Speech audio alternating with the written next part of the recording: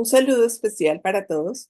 Mi nombre es Marcela Salazar González. Soy terapeuta integrativa y directora del proyecto Construir un Mundo Mejor, que reúne a personas y organizaciones por el mundo enfocadas en la conciencia, la paz y la espiritualidad.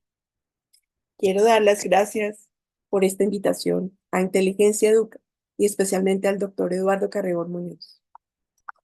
Y sin más preámbulo, les voy a compartir una presentación donde voy a detallar algunos aspectos básicos de lo que la terapia familiar sistémica puede aportar a este tema de la comunicación asertiva. Lo que vamos a conversar nos lleva a puntualizar sobre cómo la comunicación nos puede servir de puente para la construcción de la paz. Y aquí quiero que pensemos en estas preguntas. ¿Quién comunica? ¿Quién está detrás de la comunicación? ¿Quién la emite y quién la recibe? Porque enfocarnos en la persona y lo que lleva por dentro, lo que piensa, lo que siente, nos puede ayudar a que esa comunicación sea más efectiva. Pensando en ello, todas las personas pertenecemos o estamos conectadas con sistemas distintos. No solo somos nosotros en este mundo. Siempre hacemos parte de sistemas, formamos parte del sistema.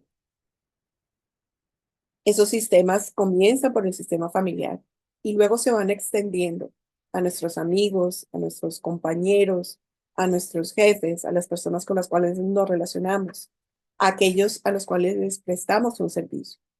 Formamos parte de diferentes sistemas en la vida.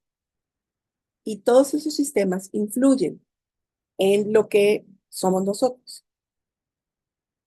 Desde el punto de vista de la terapia familiar, vamos a enfocarnos un poquito en pensar que a veces solo conocemos una parte de nuestra familia, una parte de la historia de nuestra familia.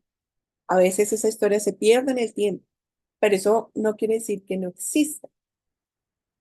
Todos, de alguna forma, somos parte de un sistema familiar muy grande. Y lo que vamos a ver aquí nos lleva a pensar que esas circunstancias que han vivido nuestros antepasados, de alguna manera dejan huellas que se transmiten en lo que nosotros somos. Les traigo acá dos visiones muy interesantes que nos llevan la mirada hacia adentro. Una es la teoría de los memes de Richard Dawkins. Él nos dice que las ideas y comportamientos culturales se propagan, se replican y pueden llegar a evolucionar. Es la teoría, la famosa teoría de los memes, unida un poco de una manera replicando lo que significa la teoría de los genes, algo que se transmite desde el punto de vista biológico. ¿Qué es lo que nos habla el doctor Dawkins? Nos dice que estas ideas se pueden reinterpretar, se pueden modificar y se pueden combinar. Esto es lo que se denomina también la cultura. Esto es lo que tiene que ver con la cultura. ¿Y por qué es importante que hablemos de eso? Porque en la comunicación, en lo que yo soy, en la manera en como yo transmito lo que yo pienso, están incluidas aquellas circunstancias difíciles que han formado mi carácter y mi personalidad.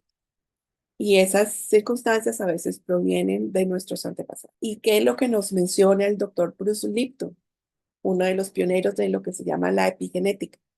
Nos dice que estas percepciones o estas creencias, lo que se denomina la teoría de los memes, pueden activar o desactivar los genes, es decir, que tienen una influencia sobre los genes, afectando nuestra biología. Ya no solamente es que nosotros traigamos una información genética de una serie de genes que codifican para proteínas o y que determinan actividades de nuestro cuerpo, sino que lo que nosotros traigamos de patrones, creencias, pensamientos, el manejo emocional, puede llegar a afectar la expresión de esos genes en nuestro organismo, por lo cual es muy importante que puntualicemos en este tema. Nos dice el doctor Lipton que factores como el estrés, las emociones negativas y esas creencias que a veces nos limitan la vida pueden influir en esta expresión genética. Mientras que si nosotros conservamos unos sentimientos positivos, si nosotros desarrollamos pensamientos positivos, podemos estar promoviendo la salud y el bienestar general de nosotros, de nuestro organismo. Si esto ocurre a nivel físico, a nivel biológico, por supuesto a nivel psicológico, mucho más. Quiero que se pregunten, ¿dónde comienza la paz? Y en realidad, la paz se gesta o la no paz se gesta desde que somos muy pequeñitos, desde que en nuestro cerebro se están desarrollando los circuitos neuronales. Muchos investigadores también han demostrado cómo, incluso durante el embarazo, se gestan algunos de estos circuitos que pueden llevar a una persona a tener más o menos equilibrio emocional. Las vivencias que tengamos en el vientre materno van a determinar los patrones emocionales que podemos tener. Y en nuestra familia, en el seno de nuestra familia, aprendemos muchas cosas. Aprendemos o no la gestión emocional, las estrategias para manejar el estrés, patrones emocionales y mentales y, por supuesto, una parte importante de lo que nos convoca hoy y es cómo relacionarnos, porque la comunicación es una forma de relación. Cuando en nuestra familia esas dificultades no permiten que se desarrollen patrones positivos de comunicación, lo que nosotros vamos a comunicar va a ser distorsionado, vamos a tener dificultades, vamos a tener conflictos y por eso es tan importante que miremos hacia adentro. Todos los seres humanos pertenecemos a sistemas, a redes, a conexiones. Y si ustedes ven esta imagen de la izquierda, donde estamos evidenciando esas relaciones que tenemos los seres humanos, podemos darnos cuenta que es una imagen muy similar a lo que significa nuestro cerebro. Las diferentes neuronas que se van conectando van creando circuitos neuronales que nos permiten desarrollar las habilidades cognitivas, que nos permiten pensar, que nos permiten desarrollar las capacidades propias del ser humano y que se basan netamente en la conexión. Pensemos qué sucede cuando pasan cosas que no son agradables. Pensemos, por ejemplo, en un trauma. Esta imagen nos muestra cómo en una resonancia magnética funcional, en un cerebro sano, la superficie está perfectamente lisa, conservada, y en una enfermedad como el Alzheimer, la superficie está discontinua. Hay partes donde no se transmite la información. Hay huecos. Esto nos habla de traumas sin resolver. Esto nos habla de fallas en esa comunicación al interior del cerebro, fallas en esa conexión al interior del cerebro. Entonces, aquí estamos viendo un panorama interior, un panorama de lo que sucede con nosotros los seres humanos cuando nos afectan las emociones, cuando los sucesos no nos permiten evolucionar, cuando nos quedamos en una circunstancia donde se configura un trauma. ¿Qué sucede? Que no hay una comunicación. Como es adentro, es afuera, dice una famosa frase de la sabiduría perenne. Y entonces aquí les traigo una imagen para que nos demos cuenta cómo todas las personas tenemos visiones del mundo distintas. Esta teoría que es desarrollada por Ken Wilber nos muestra cómo esos memes de los que habíamos estado hablando configuran patrones emocionales y mentales. Todos son diferentes, todos nos llevan a vivir de una manera diferente. Algunas veces hay personas enfocadas en la supervivencia y su manera de comunicar, lo que van a tener digamos, de patrones de comunicación, van a estar enfocados en defenderse, en buscar convencer al otro. Y de esta misma manera vamos a encontrar personas un poco más abiertas, más comprensivas, más dispuestas al diálogo. Y no siempre vamos a encontrar en nuestro interlocutor alguien que nos comprenda o que acepte lo que nosotros podemos decir, como nos muestra esa imagen que es tan conocida. A veces en esa comunicación nos damos cuenta que pensamos totalmente diferente al otro. A veces nos damos cuenta que no hay posibilidades de que la otra persona comprenda lo que nosotros le queremos decir. Y entonces aquí la pregunta que nos hacemos es, ¿qué puede resolver esos puntos de vista, esas visiones del mundo que son distintas? Y la respuesta dentro de la comunicación es cómo la hacemos, cómo logramos la comunicación. Esa comunicación necesita unas características para que nosotros podamos conseguir un resultado positivo. Dentro de esas características están la empatía, ser empático con la otra persona, ser transparente, es decir, que lo que yo comunique salga profundamente de lo que yo pienso, que no esté comunicando una cosa y sintiendo de pronto otra, que yo tenga muy claro el objetivo de lo que quiero comunicar y que la otra persona también, porque si nos movemos hacia un objetivo común, por ejemplo, la paz, vamos a buscar la manera de crear ese puente, vamos a buscar la manera de entender al otro, escuchar al otro, comprenderlo y buscar cuáles son los puntos en común que nos permitan construir ese puente de la comunicación. Y por supuesto que sea respetuoso. ¿Qué nos aporta la terapia familiar sistémica a la comunicación? Muchos autores hablan de este tema y nos explican cómo las experiencias que hayan vivido las personas con las cuales hemos crecido o nos hemos relacionado determinan primero nuestra visión del mundo, determinan si estamos en un nivel más a la defensiva o un nivel más comprensivo y por ende nuestra forma de comunicar. Pero la buena noticia es que esto lo podemos reconocer, podemos darnos cuenta de esas creencias o de esas cosas que construyen nuestra visión y podemos cambiarla, podemos ampliar la manera de mirar para poder incluir el punto de vista del otro. Si nosotros hacemos consciente esta forma de mirar, vamos a poder transformar no solo nuestro interior, sino nuestra manera de relacionar. También nos dice que hay muchas circunstancias que no podemos cambiar. No podemos cambiar lo que haya pasado en la vida de otra persona. No podemos cambiar lo que nos ha pasado muchas veces en nuestra vida o en la vida de nuestros padres o las condiciones en las cuales crecimos.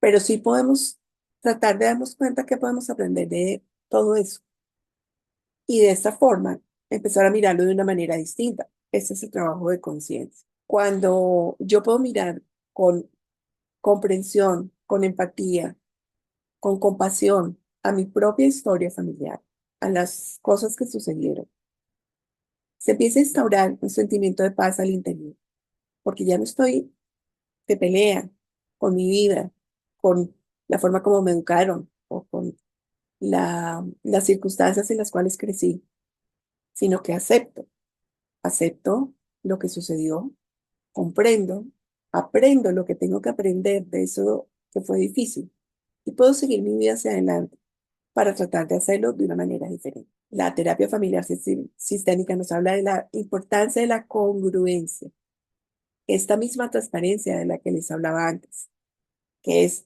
que yo tenga muy claro qué siento, qué pienso y cómo lo digo. Eso contribuye también a que la otra persona, la que me está escuchando, se sienta más en paz, se sienta más confiada con lo que yo estoy intentando comunicar y tal vez le llegue un poco mejor ese, ese mensaje. También nos habla de los niveles de la comunicación y cómo es importante que haya coherencia en esos niveles. Uno es lo que yo puedo decir en la parte verbal. Otro, los gestos, la parte no verbal. Y otro, las emociones que yo estoy compartiendo a través de la comunicación. Y pueden cambiar totalmente el sentido de lo que comunicamos. ¿Cuántas veces nos ha pasado que tenemos un conflicto con alguien y esa persona nos dice, no es lo que me dijiste, es el tono con el cual me lo dijiste? Y eso está hablando de esa parte inconsciente de la comunicación, de esa parte no verbal, de esas emociones que a veces no son coherentes con lo que nosotros queremos decir, pero que están transmitiendo también algo dentro de esa comunicación. Si nosotros hacemos conscientes estos niveles y nos aseguramos de que sean coherentes, de que estemos realmente pensando, sintiendo y diciendo lo que tenemos por dentro, aumenta la asertividad. Las personas que nos escuchan van a realmente recibir el mensaje que queremos transmitir. En esta comunicación asertiva significa también tener un principio claro y es tener la tranquilidad de compartir lo que sentimos y lo que pensamos sin miedo, porque eso nos hace sentir más seguros y construye una comunicación positiva.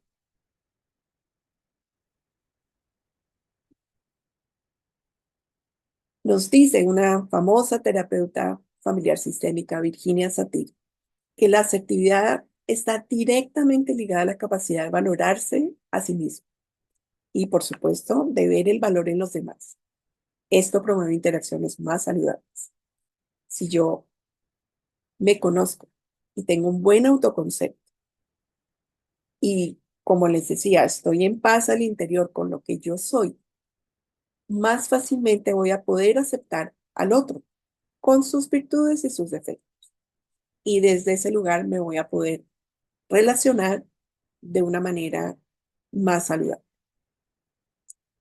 También nos habla Virginia Satir de la importancia de validar y empatizar con los sentimientos de los demás. Cuando yo estoy teniendo en cuenta, estoy escuchando y estoy percibiendo lo que la otra persona me está expresando acerca de sus emociones, voy a poder comprender un poco más ese punto de vista que está tratando de mostrar. Y esa persona se va a sentir que yo la estoy escuchando. Y así se crea una mejor comunicación. Cuando estoy transmitiendo un mensaje, es muy importante tener en cuenta el equilibrio. Es decir, yo tengo en cuenta mis necesidades, pero también las necesidades del otro. También lo que mencionaba de que tengamos un objetivo en común. Si el objetivo en común es compartir, pasarlo bien, pues vamos a estar enfocados en ello, en tener un intercambio positivo con una persona que es nuestra amiga. Si el objetivo es, necesitamos solucionar un problema en la empresa, pues el objetivo tiene que ser claro para que la comunicación vaya hacia allí y no que cada persona esté tratando de defender un punto de vista. Otro concepto importante, la circularidad. Es decir, que cuando sucede algo, cuando hay un patrón comunicativo, cuando hay un patrón relacional, si eso no se cambia, si no hay un algo que cambie lo que está sucediendo, ese patrón se va a repetir eternamente. Muchas veces tomamos modelos de comunicación de nuestros padres, modelos que a veces no son los correctos, modelos pasivo-agresivos, modelos donde nos acostumbramos a atacar al otro antes de cualquier cosa. Y se crean malentendidos, se crean confusiones, se crean caos, se crean agresiones, se crean peleas. Y si no hay algo que cambie allí, pues, como les digo, se va a repetir eternamente. Entonces, si somos conscientes de eso, vamos a darnos cuenta cómo estamos comunicando y cómo podemos mejorar la comunicación. Otro concepto importante es la metacomunicación. Hablar acerca de cómo estamos comunicando. Si somos conscientes de ello, probablemente vamos a poder hacer cambios. es como ese feedback. Si una persona me dice, "Mm, eso que tú me dijiste no me gustó por esto, esto y esto", yo voy a poder hacer consciente cómo estoy comunicando. Y de esa manera voy a poder cambiar algo para que esa persona no se sienta mal y yo pueda compartir lo que yo quiero comunicar adecuadamente. Por supuesto, es lo que nos lleva a reestructurar esos patrones de comunicación que generan conflictos.